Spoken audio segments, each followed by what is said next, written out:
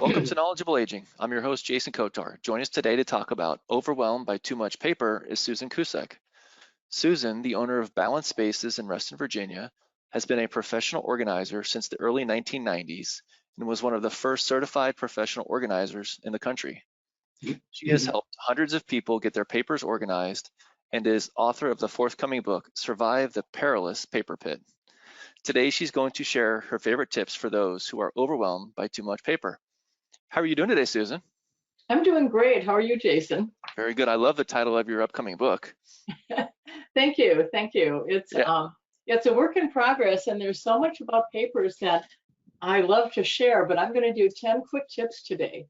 Okay. Well, real quick, Susan, before we get started, excuse me. For those that are joining us, in the toolbar, you will see a PowerPoint handout provided by Susan. So, these are not property of Knowledgeable Aging, so please reach out to Susan if you are unable to download or have any questions on the material in the document that she has provided. And for those that are joining us, if you have any questions, type your questions in. Time permitting, we will do everything in our power to get your questions answered. So, Susan, I'm going to turn it over to you. Okay, thanks. So as a professional organizer, I work with a lot of clients who are overwhelmed by paper, probably 90% of my clients. So today I'm going to share some tips for handling paper on an ongoing basis, and then I'll talk about what you can do if you have a huge backlog of papers, which many of my clients have had, and how to get started organizing those papers. So my first tip is to open your mail daily. Some people do, but a lot of my clients I found they wait until 2, 3, 4 days later, sometimes weeks later. And if you build it into your daily habits, just like brushing your teeth or walking your dog, opening your mail daily doesn't take very much time at all because it's part of a habit. You build it into your schedule. And if you wait too long, you can end up spending half an hour a week or longer. I've had clients where I've worked for hours opening up a big backlog of mail. And I recommend you open your junk mail also. And here's a couple of reasons why. First, not everything that looks like junk mail is junk mail. It might be something that's a notice about a late payment of a bill or a cancellation of a driver's license, as happened to one of my clients, or canceling insurance because it wasn't paid. And a lot of it is credit card offers. And you can't just toss those in the shredder because sometimes they'll put a coin in there or a plastic card. So open it quickly, recycle what you can, shred what you can, and don't let it build up. And it's a good idea too to have a place where if you're not going to open it daily, that you put it near where you'll see it every day in a container, because as you probably know, loose papers have a tendency to move around on their own. Now, my second tip relates to shredding sensitive papers. You probably know somebody who's had identity theft. I do. And there's so much of it going around now. So I always recommend shred those credit card offers, shred anything that has your social security number on it, your account number, whether it's a bank account or a utility account, I recommend shredding that. So when I open the mail, I have a recycle bag handy and a shredding box. If you have a shredder of your own, you can shred your own documents. But if you have a lot of shredding to do, you can't just run one of the small shredders continuously. You'll burn up the motor, as I have a couple of times. But your community probably has shredding events throughout the year. If you're in the Northern Virginia area or the Washington, D.C. metro area, I have some links here on the website on the handout. Fairfax County has periodic shredding events. Unfortunately, they're finished for the year, but you can go to the website or sign up for their email to be notified about ones for 2022. You can take up to 4 boxes of personal papers each time, and it's free. My clients in Montgomery County, Maryland, and Washington, D.C. tell me that they have a place where they can take papers to shred year-round, and it's free. And I've got the links on the handout also. So check it out and start accumulating your shredding so you can easily take it to one of the drop-off places. There are shredding events too that are held periodically by credit unions sometimes, and I've come across a couple offered by churches. They're free, but they say if you'd like to donate to our church, we would appreciate it. So I usually donate $10 a box, which is what the shredding companies charge, because you can also take it to one of the shredding companies. Now, I find a lot of reading material when I work with clients. They have old newspapers and magazines that they've accumulated, but they haven't had time to read them.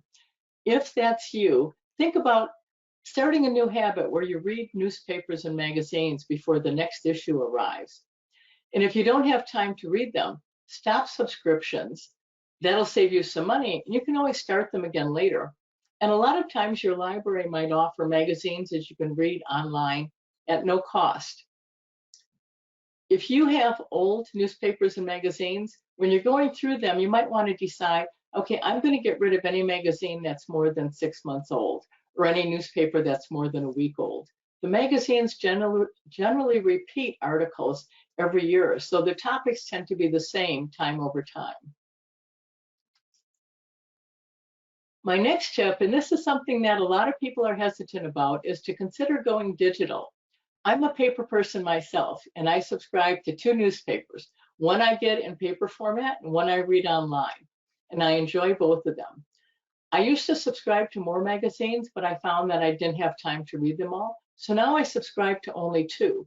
And if I want to read any of the others, I can log into my library account, which I find I don't do, and I haven't really missed it. When you order things online, you get a receipt via email usually. And think about saving those digitally if they're tax related rather than printing them out.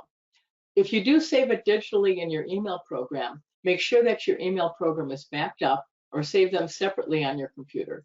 And anything that you save for tax purposes, if it's on your computer, that's only 1 copy. You want to have redundancy. You want to have, I prefer 2 backup copies. I back up to an external hard drive, and I also back up to an offsite. I use carbonite.com and back up to the cloud. I've gone almost completely digital for my financial stuff. All of my bank and credit card statements, I've opted out of paperless. And when you do that, it saves you a lot of paper. You don't have to file it. You don't have to keep it. But what you do want to do is when they send you that email message that says your bank statement's ready, your credit card statement's ready, go online, download it. Again, make sure you've got the duplicate backups. And you can even use the online statement to reconcile your checking account. I'm self-employed and work out of my home, so I deduct my utility bills. It's the same thing. I don't get them in paper. I get an email when they're ready. Now, for tax returns, a lot of accountants now say to keep your tax return forever, along with the 1099s, 1098s, and all those other things that come in the mail in January. It takes up a lot of room. My accountant has started giving me digital copies of my tax return. She sends me a secure link where I can log in and download it onto my own computer. And again, I back it up on an external hard drive and offsite in the cloud. The same with the 1099s. You can indicate to your, if you're taking money from your retirement account, you get a 1099 at the end of the year. You can ask to be paperless. The same with your mortgage statement, any of those. So think about going digitally because it saves paper. I've killed a lot of trees in my time and I'm trying to do my bit not to do more. It saves space, it saves effort. It's a lot easier to keep digital documents than the paper copies. Now, my 5th tip relates to papers that require action. For a lot of my clients, an issue for them is following up on all the papers that require action, and how do you handle that? My first rule, and I don't have many rules, most of them are suggestions, but my first rule is never mix papers that require action with papers to be filed. If you've got a stack of papers and you've got action items mixed in there, you're going to forget about them. You're not going to see them. So keep those papers that require action separate and have a special place, preferably in a container, for your papers that require action. If you have an office at home, you can keep it on your desk. You could keep it on your kitchen counter, somewhere where you will see it so that you don't forget about those. Now, organizing your papers is one thing, but then actually taking the action is another issue for some people, because a lot of times the things you have to do are things that are what most people consider fun. So for action follow-up, I have 2 tips. If you get a piece of paper that requires a task, if it takes just a minute or 2, do it now, do it immediately. The reason for that is that If you don't do it now, you've just wasted the minute or two it took you to read that paper. And even more important, you're going to have to remember to do it later. So if it only takes a minute or two, do it now.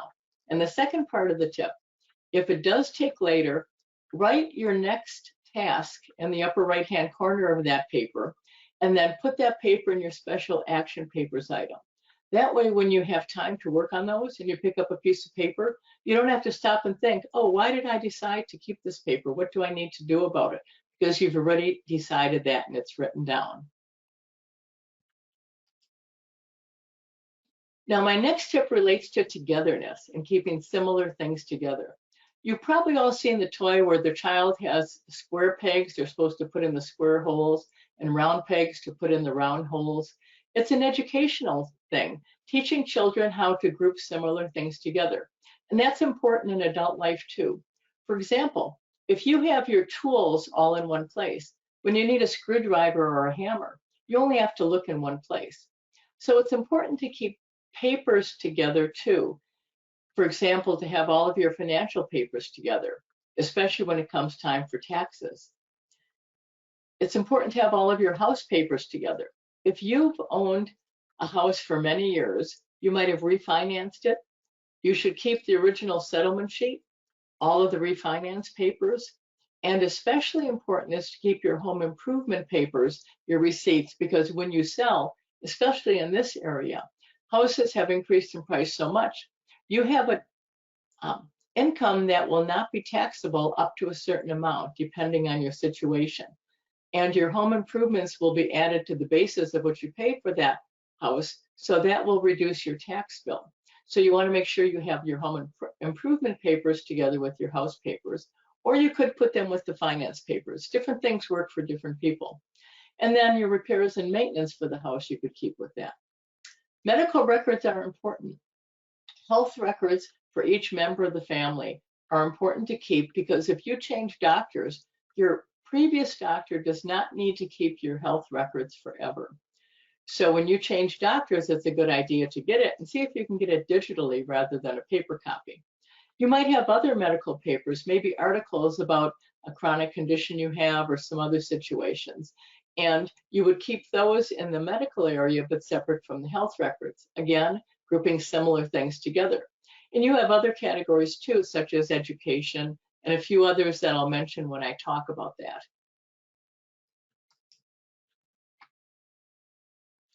Now, tip number 8, where to start if you have boxes and boxes of papers. I've had clients that have had 20 boxes or more of papers that are a mixture of things. It's receipts and catalogs and coupons and resumes and all sorts of things. So what do you do when you have an overwhelming amount of paper? And some of you may recognize the picture that I have here with papers on the floor, papers stacked up everywhere. What I strongly recommend is doing a pre-sort of your papers to begin with, rather than trying to set up file folders and file each individual paper. You know, when you're going through things, and a lot of us as we're getting older, we're decluttering with the thought of downsizing at some point. Going through a box of books or a box of clothes doesn't take too much time at all, because there may be 20 or 30 items in that box.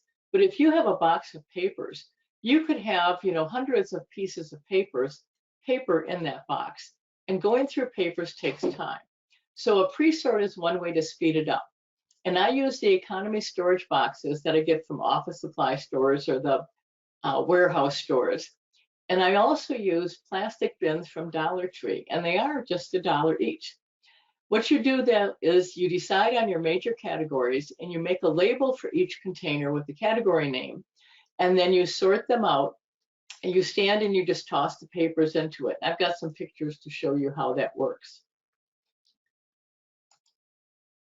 So here's an example of pre-sort categories for a lot of people. You want to make sure that you have categories when you're sorting your papers for those papers that are going to be shredded. And I use a box for that. For those papers you can recycle. And I use the paper bags from the grocery stores with handles for my recycling papers, because it makes it easy to put it out at the curb. Then you want to have not just one action box, but 3. One for due now, one for due soon, and one for due later. Because as you're pre-sorting your papers, it may take you more than one work session. And with some of my clients, it's taken us days and weeks to pre-sort all of their papers. So you want to make sure that you've got the action items separate, because you'll need to take action on some of those things before your pre-sort is done. Now, for the filing categories, these would be for papers that you will need to keep, maybe for tax purposes or other purposes, but they don't require any action right now. You could have one container for financial. If you have a lot of financial papers, though, you might want 3 different containers. One for investment reports and records of purchases and sales of stocks and bonds. One for taxes, old tax returns and tax backup papers for previous year's taxes. And then I strongly recommend one for current year income and expenses. And this is where you would put any bill that you have that might be tax related. If you have medical payments that you don't know during the year if you're going to have enough to deduct. So I always put those with the current year income and expenses, anything related to paying a medical bill rather than with the medical records. Then you'd want a box, a container for medical. If you have 4 or 5 family members, you're going to want medical records, health records for each person. But in the pre-sort, I recommend just tossing them all in the one box, because once you've got your pre-sort done, then you can work on one box at a time to get those into file folders or whatever container you're going to use. You might want another container for insurance, one for house, one for family, maybe one for travel and fun. And then vital documents is an important container, unless you already have these documents in a file folder. This would be your will, medical directive, power of attorney, a list of passwords, where the important documents are stored, where the money is, so that if something happens to you, if you're incapacitated or die, your heirs and family members will be able to find that information. Then depending on your situation, you might have other categories for projects or things that you're working on. I have a category called retirement. And in there, I have information about my budget for retirement, places where I might consider moving when I downsize from my 3-bedroom townhouse to a 1 or 2-bedroom apartment. You might have another category that's on downsizing, where you have a list of things that you're donating or trying to sell. Maybe moving, remodeling. Volunteering is another category that a lot of people have. Also, photos, memories that are papers other than photos. Papers of other is a category that comes up often. If you have papers for your parents or for your children or for other relatives, you'd want to keep those separate from other ones. And then you might have papers to give to others. If you have children, you might have their medical records, but they're adult now and they've moved out. Maybe it's time to give them those papers to hold on to rather than you're keeping them.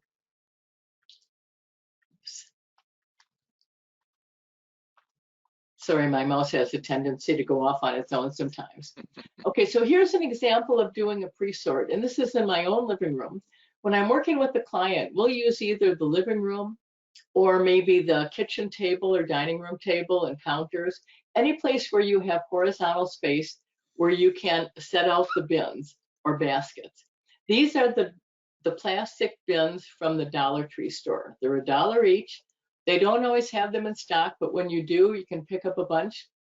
And you'll see in the picture on the left is the left side of my U. When I set it up, I usually set it up as a U so that you can stand in the middle and just start tossing the papers. So on the left, I've got a recycling bag, a box for shredding, and then I have the bins all labeled with, I use 3-inch Post-it notes, but you could also use 3x5 cards. If the Post-it notes don't stick, you can tape them to the container. But I like setting it up so that I don't have to bend over, because if you're working with papers a lot and you bend over a lot, it gets to be very tiring and hard on your back. Now, if you have a lot of papers, you might want to use economy storage boxes instead. These you can buy at office supply stores and big box stores, warehouse stores. They usually come in a package of 10. They're folded flat. There is one size that is the standard size, and that's the letter/legal size, 15 by 12 by 10.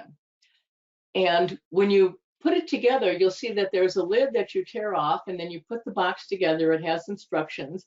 And what's nice about these is that when you don't finish your pre-sort in one day, which most people don't, you can put the lid on the box, leave the signs attached, and you can stack them up off to the side so that you've got the use of your living room or dining room or kitchen wherever you've done the pre-sort.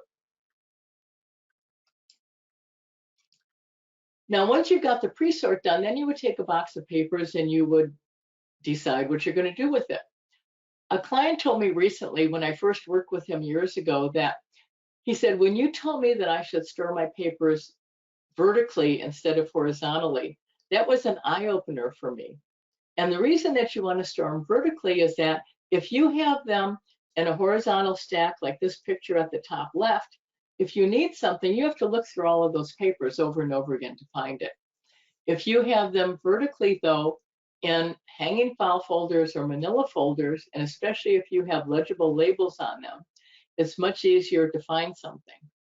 Now, I have a lot of clients who are pilers rather than filers, and you don't have to use file folders if you don't have a whole lot of papers. So on the left-hand picture is a picture of my office. I have a bookcase that's actually cubbies.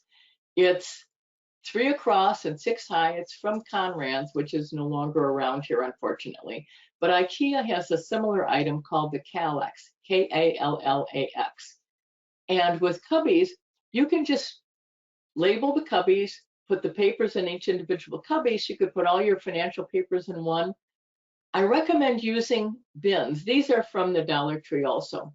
And the reason I recommend using bins is that the cubbies usually don't have backs to them. And if you have a lot of papers, some of the papers could slide out the back and fall on the floor, never to be seen again because they're against the wall. So again, think vertically, because with the vertical with the cubbies, or if you use a bookcase where you have containers on it, it's vertical, it takes up less space, it's visible, it's easy to see. You want to make sure that you label things. Some people like using 3-ring binders. You can store those on a bookcase, and investment reports sometimes come already 3-hole punch, so they're easy to keep in a 3-ring binder. The only thing I use 3-ring binders for is for recipes. Now, tip number 10, stop papers before they come in. You've got all this stuff coming in, all this mail. If you want to opt out of credit card and insurance offers, all you have to do is go to optoutprescreen.com. Make sure you see the HTTPS at the beginning of it. That's optoutprescreen.com. And you can say, I don't want to receive any credit card or insurance offers, and that's good for 5 years. So make a note in your calendar to renew it after 5 years. And I stopped getting credit card offers. It was so nice because, as I said, I was getting about 3 a week. If you order from catalogs, you're going to get catalogs and more because they sell your name to other catalog companies. And a lot of the catalog companies have 2, 3, 4 or more catalogs. You can call and ask to be removed from the mailing list, have the catalog with your number, your ID number on it in front of you when you do that. And when you're ordering, if it's online, look to see if there's a place you can say no catalogs, please, or don't sell my name, or call them and tell them. There used to be a place you could go online, but it was very cumbersome, and now they charge for this. But calling them is free. Just takes a little bit of time. Okay, that's a lot of information, I know. Does anybody have any questions about what I've covered? Absolutely. Thank you, Susan. Quite a few questions, so please be ready. Okay. First question is, how do you know what papers you can get rid of and which ones you need to keep? Okay, I wish there were an easy answer for that, because everybody's situation is a little bit different. And I'll tell you a little bit about some of the things. Now, I always recommend that you talk to your tax preparer to find out how long you should keep your stuff for tax backup. If you look online, you'll find that people say different things. Some people say keep a bank statement 1 year, some say 3 years, some say 7 years. Go by what your tax preparer says. Even the IRS doesn't have too much information online, but generally it's to keep it 3 years, and that's 3 years from when you filed the tax return for that year, or 7 years, because there are audit timeframes that if you are audited and you need that information, it's expensive if you have to go back to the bank and get copies of old bank statements. One bank charges $7 a bank statement. And you want to keep all of your tax backup by calendar year so that after a certain period of time, you can get rid of it. I found most accountants now are saying, keep your tax return itself forever, along with all the W-2s, 1099s, 1098s that you got. And the other stuff like the charity donations, the medical receipts, the payment of things that were tax deductible, keep for either the 3 years or the 7 years. I keep my stuff 7 years because I'm afraid of the IRS and I want to be careful. I've helped clients who've been audited gather the stuff, and they wanted specific copies of specific checks, copies of bank statements, a lot of stuff like that. And with other things like medical records, again, you can search online, and I have a couple of websites that I found that have some information. If you want to email me, I can send you those links. I don't guarantee any of this information because it's not something that I can do. But some of them, one of them is, Forbes had an article, and then True Shred, which is one of the shredding companies. So you can email me at susan@balancedSpaces.com. That's BALANCEDSPACES.com. And I'll send you those links in an email. Go ahead, sorry. Yeah, with other papers, a lot of it depends on your situation. With some of the things like the 3 and 7 years, I had 2 situations where people were going through a divorce, and they needed to go back more years than that to see what their spending habits were in the way of, spousal support and some things like that. So you want to think about your own individual situation. Again, talk to your tax preparer because everybody's situation is different. Yeah. Somebody says, I like the labels that you have for your hanging file folders. What kind of label maker do you recommend? Okay, I like the Brother P Touch, and I've got mine right here handy. This is the least expensive one. And the reason I like it for papers, for files, is that it uses the cheaper label cartridge that's not laminated. So the larger ones, ones use a larger cartridge, and they're more expensive. But this one is just, I think they're about $12 or $13 now, and I get an average of 125 labels per cartridge. And my handwriting is horrible, so I use a label maker. If you don't want to get a label maker, get a fine point Sharpie and print very carefully. Somebody said you mentioned you have a preference for hanging file folders. Why don't you like manila file folders, Susan? Okay, my first job after college, after 1 year of teaching, was working in an office as a secretary. And we only had manila file folders. And when you're filing, you've got to go through and find the right manila folder, and you're moving papers back and forth. So you'd have paper cuts all the time. With hanging file folders, I put the label on the front, and let me just grab one to show you. So I put the label on the front of the folder so I can just pull it open and drop the papers inside. Makes it much easier and faster to file. Somebody asked Susan, for backup, why do you think an external hard drive is necessary in addition to Carbonite? I don't know if you've ever had a computer die, but when a computer hard disk dies, it's not always possible to get the information back. I also am a big believer in multiple backups because I've used Carbonite for years, but a number of years ago, one of my colleagues said that I think it was Carbonite she was using when her computer crashed and she went to get her backup back, it was not there. Now that was years ago. I check mine every once in a while to make sure it's there, but I like redundancy in backups. Yeah. Do you use any sort of ongoing filing system?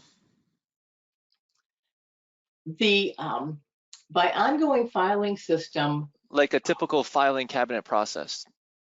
Okay, well, what I do is I don't know if you can see behind me. If I move my webcam, I'll probably mess it up completely. But I have 4 2-drawer file cabinets in my office behind my computer desk. So I can just swivel my chair around. And they're grouped by category, like the pre-sort. I have one drawer that's finance, one drawer that's my business balance spaces, one drawer that's personal, one drawer that's medical, one drawer that is on speaking, another one on writing. So I have them grouped, and then I have them alphabetical within that grouping. Wow. Last question. Somebody says, I have a lot of miscellaneous papers that they don't really fit into any one category. Some fit into multiple categories. And I think that's the issue here, Susan, is how do they figure out where to file them? Okay, well, what works for some people is to create an index.